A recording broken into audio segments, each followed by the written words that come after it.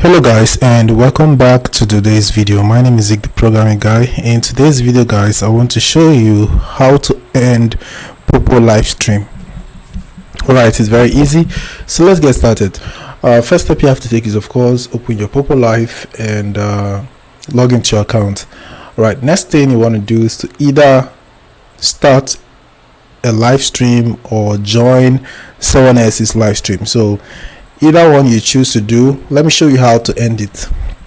For example, I'll join this person's live stream, and then this is the live stream, right?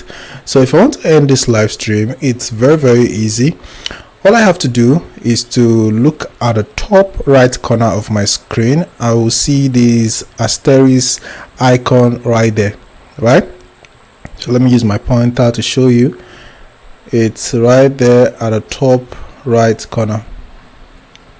Alright, so what I just have to do is to click on that and I'll be out. And the same goes to when you are live streaming by yourself on Poppo Live.